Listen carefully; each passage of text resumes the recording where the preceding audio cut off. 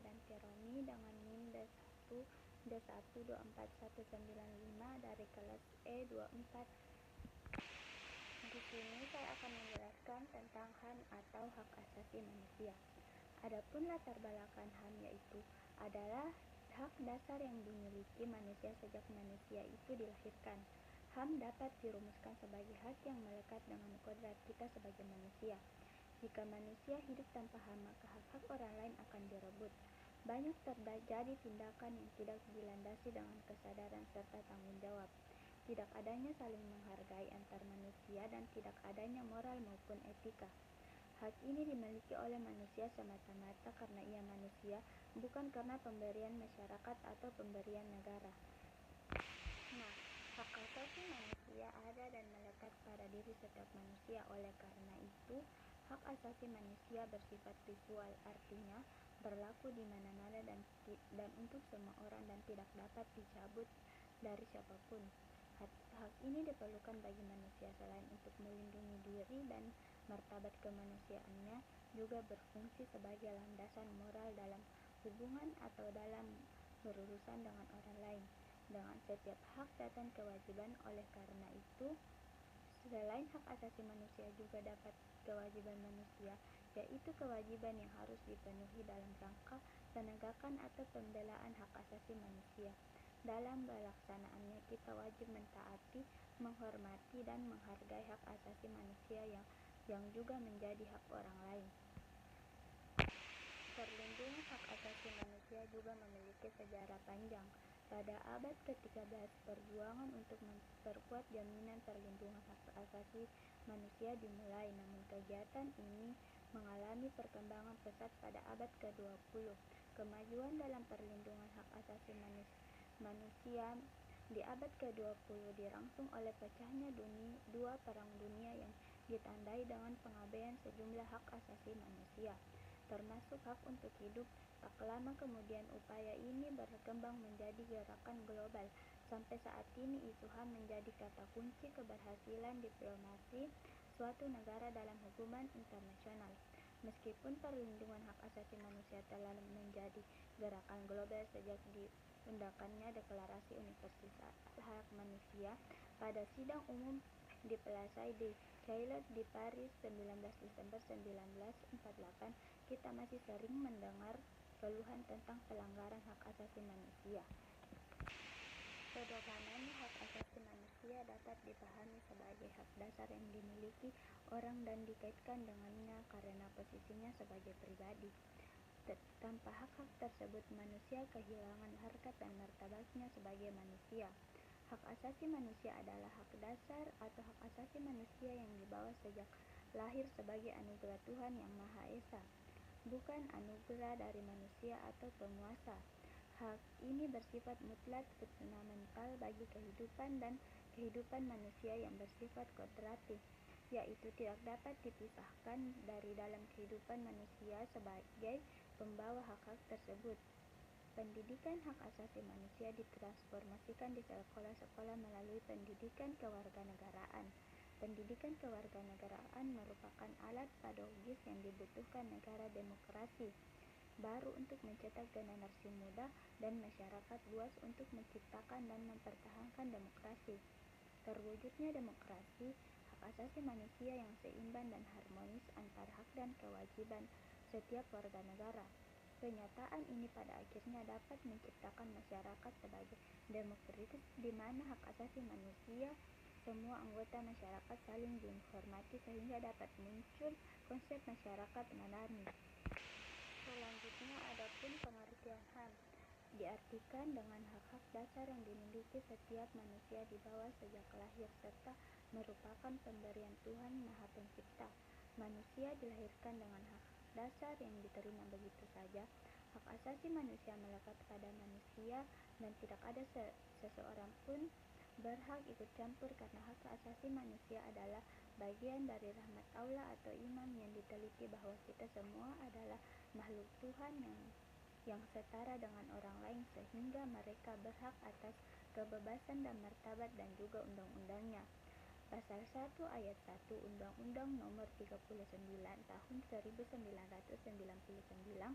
tentang HAM menegaskan bahwa hak-hak asasi manusia merupakan hak yang melekat sebagai makhluk Tuhan Yang Maha Esa, yang wajib dihormati, dijunjung tinggi, dan dilindungi oleh negara, hukum pemerintah, dan setiap orang demi kehormatan serta perlindungan hakikat dan martabat manusia.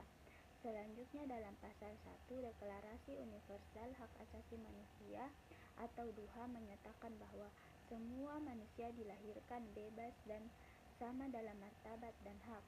Mereka dikaruniai akal dan budi nurani dan harus bertindak terhadap sesama manusia dalam semangat persaudaraan.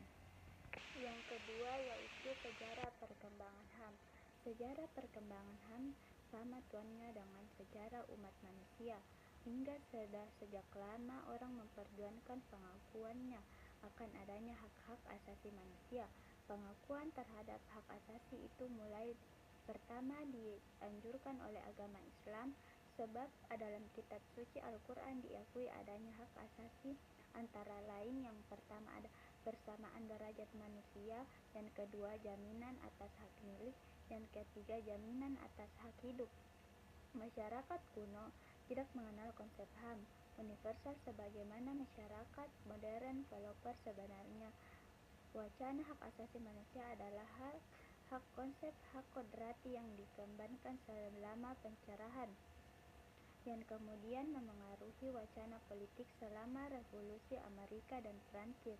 Konsep HAM modern muncul pada paruh kedua abad ke-20, khususnya setelah terbentuknya Deklarasi Universal Hak Asasi Manusia atau PUHAM di Paris pada tahun 1948.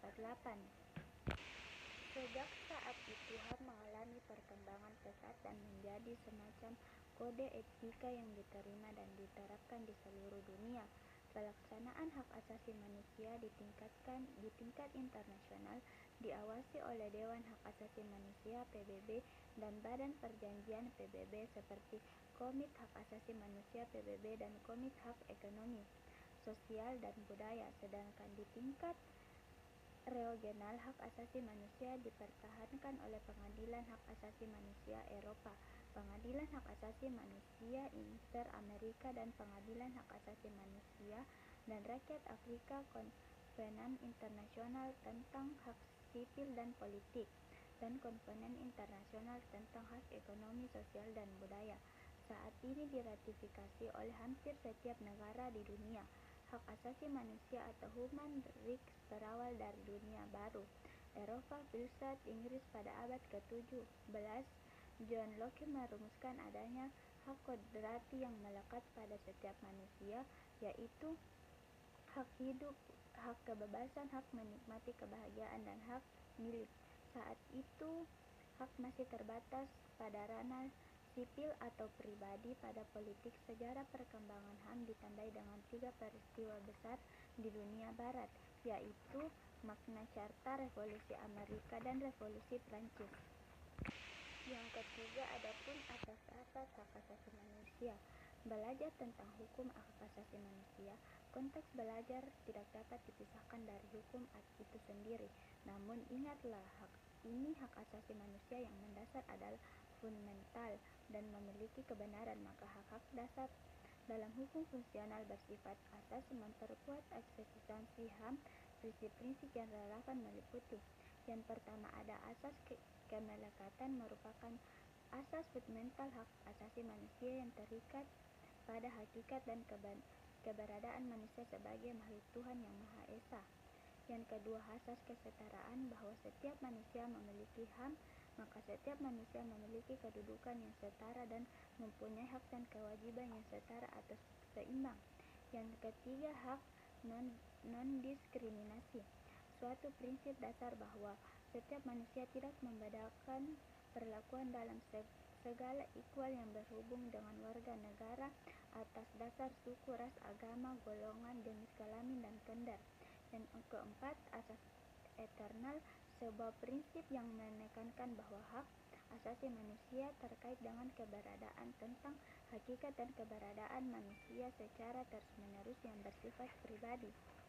Yang kelima, asas saling keterhubungan, ketergantungan, dan tidak terbagi, prinsip dasar yang menentukan keberadaan prinsip hak asasi manusia saling berhubungan, saling tergantung, dan tidak terpisahkan lagi.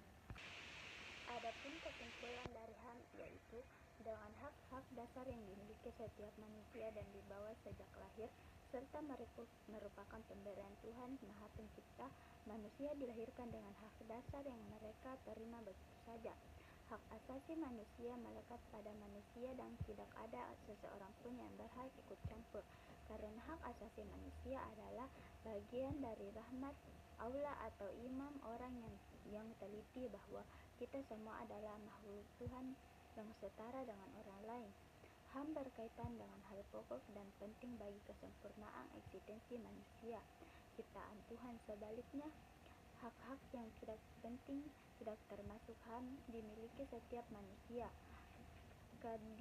Kenditipun nilai dasar HAM bersifat universal, tetapi pelaksanaan HAM tidak sama di semua negara. Hal ini terjadi karena perbedaan ideologi di antara berbagai negara atau bangsa. Penerapan HAM yang tidak selalu sama. Ini disebut nilai pratikulum HAM. Misalnya, penerapan HAM bidang agama di Amerika Serikat bebas beragama, sedangkan di Indonesia berarti bebas memilih agama yang ada oleh pemerintah.